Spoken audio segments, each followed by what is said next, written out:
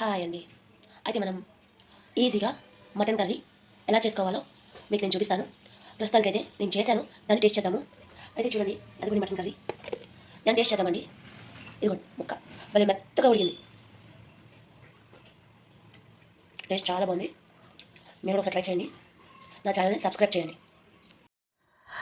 మరి మన బ్యాచిలర్స్కి mutton curry ఈజీగా ఎలా చేసుకోవాలో చెప్తున్నానండి. ఇంట్లో అంటే అమ్మ చేసి పెట్టిద్ది, కానీ బయట జాబ్స్కి వెళ్ళిన వాళ్ళకి అమ్మ చేసి పెట్టదు కదండి, మనమే చేసుకోవాలి. అయితే ఈజీగా, చాలా ఈజీ అండి. ఇంట్లో కుక్కర్ ఉంటే చాలు, చిన్నదో పెద్దదో, ఒక కుక్కర్ విజిల్ వచ్చే కుక్కర్ ఉంటే ఇక్కడ నేను చూపించిన విధంగా కలిపేసి పెట్టేసుకొని కుక్కర్లో పెట్టేసుకొని ఓ 4-5 విజిల్లు వేపించేస్తే ముక్క మెత్తగా ఉడికిపోయిద్ది. టేస్ట్ కూడా చాలా బాగుండిద్ది. దీంట్లో నేను మసాలాలు ఏం కలపలేదండి. ఉప్పు, కారం, పసుపు మామూలుగానే వేస్తాము, ధనియాల పొడి అంతే. నేను ఒక్క మసాలా కూడా యూజ్ చేయలేదు.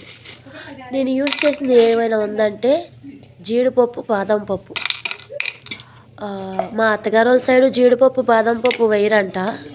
నేనైతే ఈ రెండు వేసి మిక్సీ చేసి వేశాను. కర్రీ టేస్ట్ అయితే వస్తామండి. ట్రై చేయండి. మరి ఎంతమంది వరకు జీడిపప్పు, బాదం పప్పు వేస్తారో వేయరో నాకైతే తెలీదు. నేనైతే వేశాను.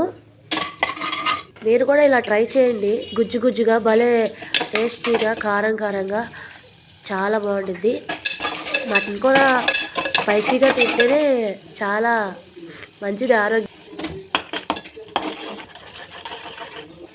మీరేం చేయాలంటే నా ఛానల్ని సబ్స్క్రైబ్ చేసి లైక్ అండ్ షేర్ చేయండి చాలు. తర్వాత నేను చేసిన వంటలు కూడా ఒకసారి ట్రై చేయండి. ఎంతో రుచికరమైన మటన్ కర్రీ రెడీ అయిపోయింది.